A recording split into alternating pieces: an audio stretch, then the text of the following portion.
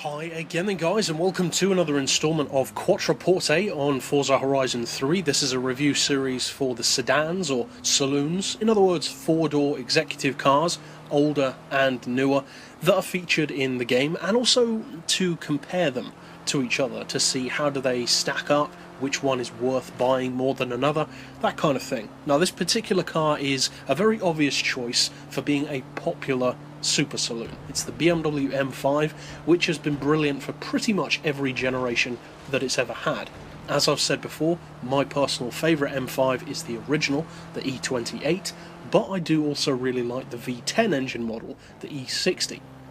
This one though is of course the next generation, the F10 M5 with the twin-turbo V8 instead of the naturally aspirated V10.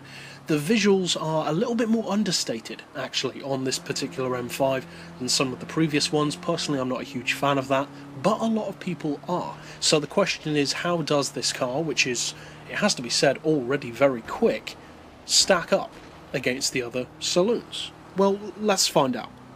First of all, as always, we have the handling, and for the handling on this particular car you might be expecting me to give it a 5 because it is a good car through the corners, but actually I'm giving it a 4, and the reason why is because although it's not overly heavy, 1560 kilos is actually pretty good for this car, it is reasonably large and it isn't overly nimble compared to other large saloons even.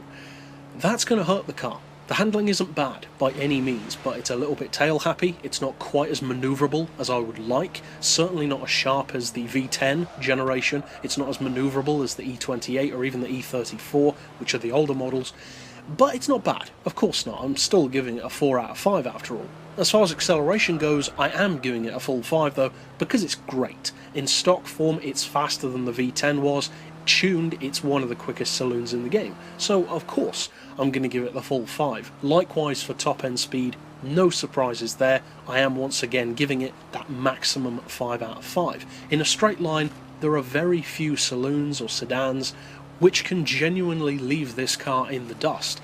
I'm not even sure that there are any which can. It's that quick. As far as value for money, I'm going to drop it a little bit again, but still give it a 4 out of 5, because it is reasonably expensive at 112,000 credits, but at the same time, so are quite a few of its rivals. So I'm not going to score it badly in that regard, because it's actually pretty well priced against stuff like Mercs and Audis.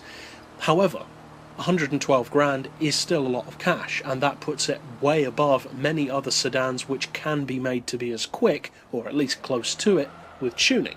So you have to take that into account, and it just wouldn't be fair on those cars to give this one a full 5. And finally, for the usability, the kind of range that you can use the car in, off-road, on-road, straight lines, drifting, multiple classes, all of that rolled into one, I'm actually going to give it another 4, because although it is very, very good in the classes which it can run in, A, S1 and S2, that's not a very broad range. There are many other super saloons, even some of the other M5s, which begin only in, for instance, the C class or the B class. That gives them a whole extra class to run in. The fact that this one is so much more limited than many of the others, again, just means that to keep these scores authentic, should not get a full 5. So I am giving it a 4 because it's very good in its classes, but it just wouldn't be fair to do otherwise. But overall, that means that I'm giving the F10 generation BMW M5 a very respectable score of 88. But that's it for this pick overall. I'll see you guys next time, and as always, thanks for watching.